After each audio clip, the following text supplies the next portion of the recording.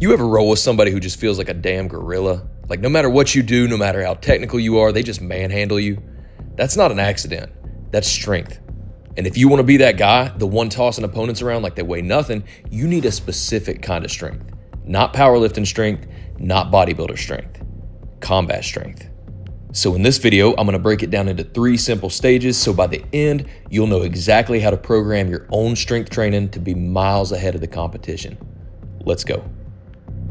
Stage 1, understand your strength needs.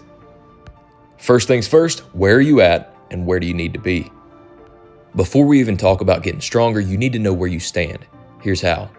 Number 1, test your basic strength levels. Test your maxes so you know where you're at. If you're weak for your weight class but can run for days, you need more strength work. If you're already strong but gas out fast, you'll have to adjust your training accordingly. I'll cover conditioning in my next video, so make sure you're subscribed for that. Number 2, know how strong you actually need to be. If you're a BJJ hobbyist, you don't need world-class strength. If you're fighting in MMA or wrestling competitively, your baseline needs to be much higher. That said, you can never be too strong, but past a certain point, you get diminishing returns, meaning the time and energy you spend on strength could be better used on skill development. Here's some strength standards I like to have guys aim for before they throttle back. Deadlift, 2.5 times your body weight. Squat, 2 times your body weight. Bench press, 1.5 times your body weight. Overhead press, your body weight. And weighted pull-ups, 1.5 times your body weight total, meaning your body weight plus half your body weight hanging from you in weights on the pull-up. Hit these numbers and you'll be scary strong for your weight class. Hey, if you're finding this video valuable, hit that like button and subscribe. It's hands down the best way to support the channel, and make sure you don't miss my next video where I'll show you how to build an unstoppable gas tank to dominate your competition. All right, let's get back to it. Stage 2, building absolute strength. So how do you actually build high levels of strength without wearing yourself out for training? Step 1 is to build a high level of general strength using compound lifts. Strength for MMA, wrestling, and BJJ comes from force production, your ability to generate and absorb force, which means you need to train the biggest, most effective movements that translate directly into grappling and striking first. Here's what I consider the core 4. Deadlifts, once per week, don't overdo it. Squats, overhead press, and weighted pull-ups. Deadlifting too often for a lot of people will wreck their recovery, so stick to once a week. If you're squatting regularly, you're still hitting all the key muscle groups. I promise, I've been doing this myself for a long time and my deadlift gains haven't slowed. Once you've built general strength, you need to make it usable. That means training movements, not just muscles. Here's how. You can adjust cable snap downs to mimic snapping an opponent to a front headlock. You can do partner lifts where you get a heavier partner and lift them for reps. Cable twists will develop rotational strength for striking power and for fighting off your back in wrestling, or you can do rope pulls just like you see Chimaev doing here. There are a ton of other examples, but these sport-specific movements are where real-world fight strength comes from. Stage 3, programming for maximum strength gains. Now let's talk numbers, because how you train matters. For weights, you want to train in the 75 to 95% range of your 1 rep max. Avoid maxing out too often. It's taxing, it's risky, and it doesn't actually do more to build strength. And for best results, I, like many other people, like to have you use a working max, which is 90% of your 1 rep max when you're calculating your weights. All right, sets and reps. For reps, we want to stick to 1 to 5 reps per set.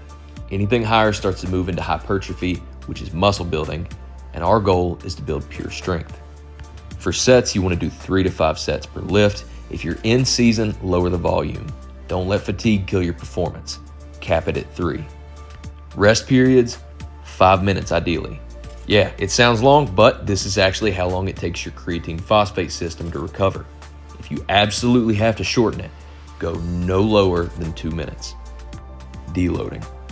You want to deload every 4th or 7th week, depending on whether you're running a 4-week block or a 6-week block.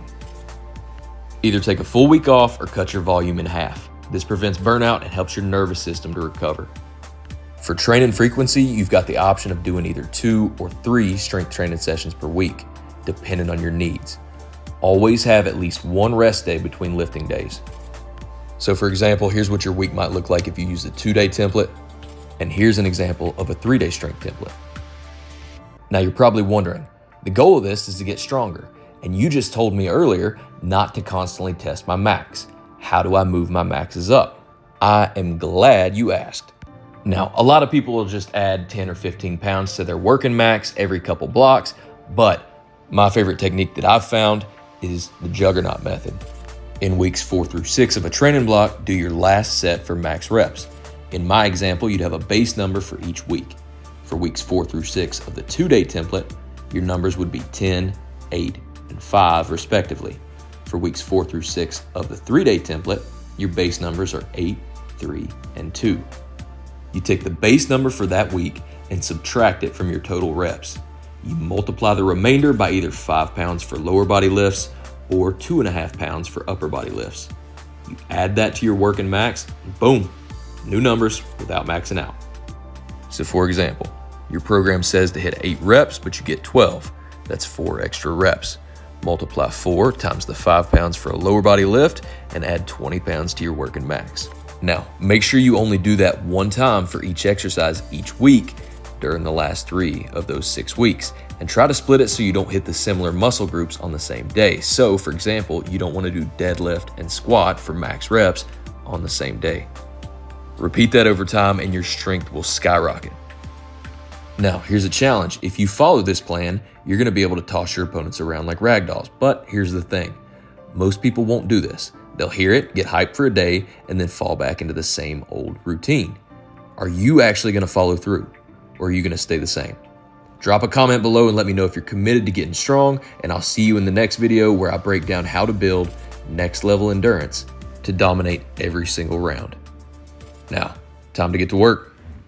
That's all for this one, guys. If you took something away from this video, give it a thumbs up and hit subscribe so you don't miss my future uploads.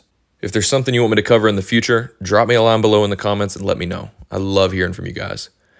I'll see y'all in the next one. As always, thanks for watching and good luck training.